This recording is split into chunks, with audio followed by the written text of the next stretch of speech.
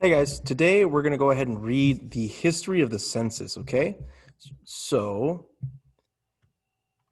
in this photo, protesters gather outside the U.S. Supreme Court as the court hears oral arguments in the Commerce versus New York case on April 23rd, 2019 in Washington, D.C.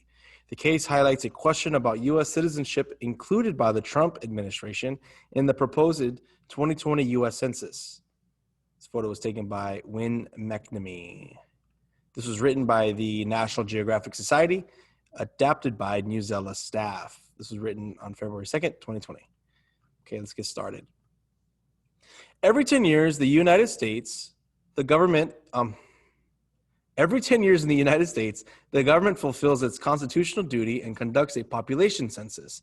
The census was originally designed as a way to determine how many congressional representatives each state should have.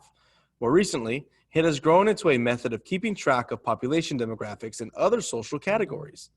Around the world, most countries conduct a census to get information on their populations for government objectives, taxes, or other purposes.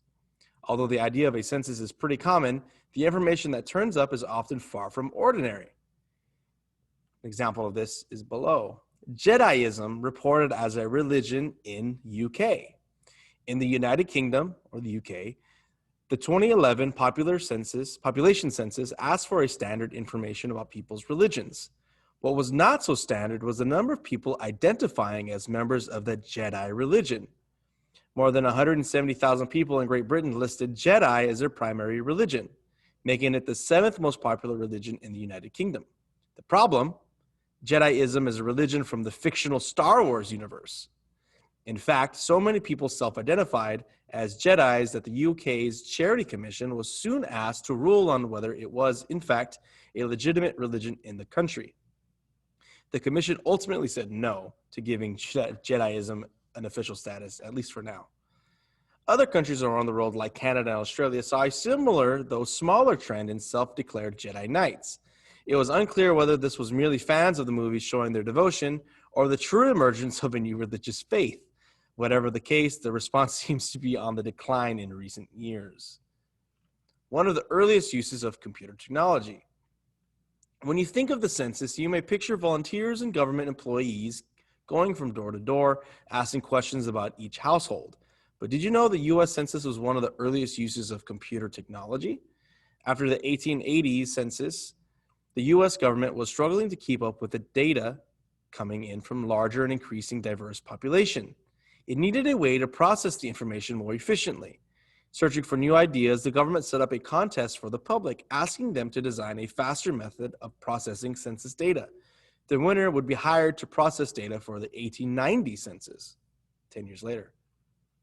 Herman Hollerith, an engineer and former government employee, took the prize. He came up with a machine system that could process punch cards that had census data coded onto them. The machine would read the holes punched into the cards.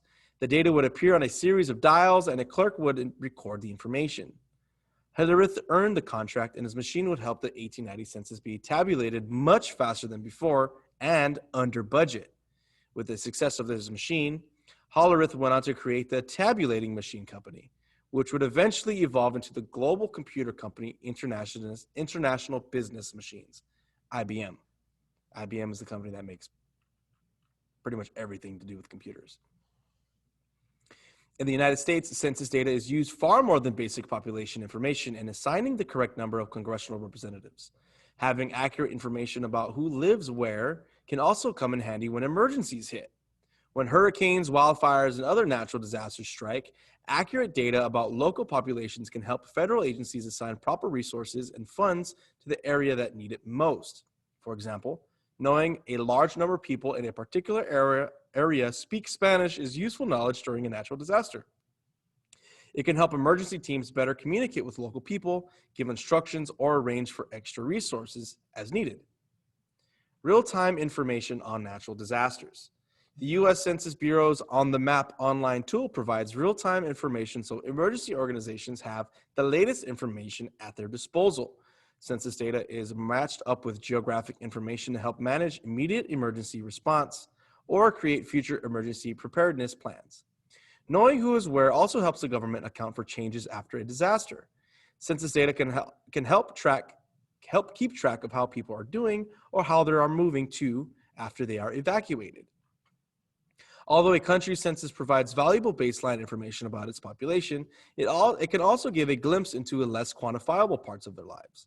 It may identify cultural trends, such as the Star Wars census trend, or provide needed data for future planning.